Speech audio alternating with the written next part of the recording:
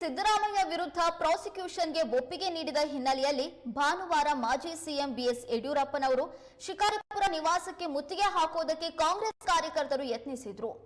ಶಿಕಾರಿಪುರದ ಮಾಳೇರ ಕೇರಿಯಲ್ಲಿ ಇರುವ ಮಾಜಿ ಸಿಎಂ ಯಡಿಯೂರಪ್ಪನವರ ನಿವಾಸಕ್ಕೆ ನೂರಾರು ಕಾರ್ಯಕರ್ತರು ಮುತ್ತಿಗೆ ಹಾಕಲು ಯತ್ನಿಸಿದರು. ವಿಧಾನಸಭಾ ಚುನಾವಣೆಯಲ್ಲಿ ಪರಾಜಿತಗೊಂಡಿದ್ದ ನಾಗರಾಜ್ ಗೌಡ ನೇತೃತ್ವದಲ್ಲಿ ಈ ಮುತ್ತಿಗೆ ಯತ್ನ ನಡೆಯಿತು.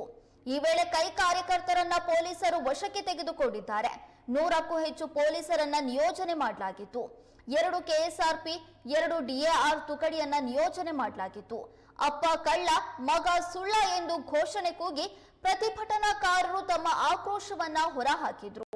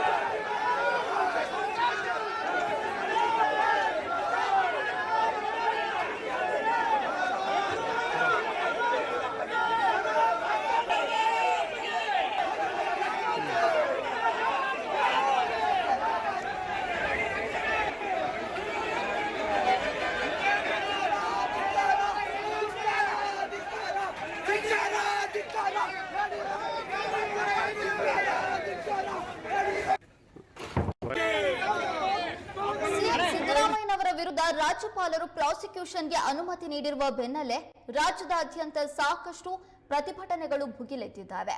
ಅದೇ ರೀತಿಯಾಗಿ ಶಿಕಾರಿಪುರದಲ್ಲೂ ಕೂಡ ಮಾಜಿ ಸಿಎಂ ಬಿಎಸ್ ಯಡಿಯೂರಪ್ಪನವರ ನಿವಾಸಕ್ಕೆ ಮುತ್ತಿಗೆ ಹಾಕುವುದಕ್ಕೆ ಕಾಂಗ್ರೆಸ್ ಕಾರ್ಯಕರ್ತರು ಯತ್ನಿಸಿದ್ರು. ಕಾಂಗ್ರೆಸ್ನ ಪರಾಜಿತ ಅಭ್ಯರ್ಥಿಯಾಗಿರುವಂತಹ ನಾಗರಾಜ್ ಗೌಡ ಅವರ ನೇತೃತ್ವದಲ್ಲಿ ಪ್ರತಿಭಟನೆಯನ್ನ ನಡೆಸಲಾಯಿತು. ಅಪ್ಪ ಕಳ್ಳ ಮಗ ಸುಳ್ಳ ಅನ್ನುವ ಘೋಷಣೆಯನ್ನು ಕೂಗಿ ಬಿಎಸ್ ಯಡಿಯೂರಪ್ಪನವರ ನಿವಾಸಕ್ಕೆ ಮುತ್ತಿಗೆ ಹಾಕುವುದಕ್ಕೆ ಯತ್ನಿಸಿದ್ರು. ಈ ಸಂದರ್ಭದಲ್ಲಿ ಪೊಲೀಸರು ಬ್ಯಾರಿಕೇಡ್ಗಳನ್ನು ಅಳವಡಿಸಿ ಪ್ರತಿಭಟನಾಕಾರರನ್ನ ತಡೆದ್ರು. ಇನ್ನು ಕೆಎಸ್ಆರ್ಪಿ ಡಿಎಆರ್ಪಿ ತುಕಡಿಗಳನ್ನ ನಿಯೋಜನೆ ಮಾಡಲಾಗಿತ್ತು.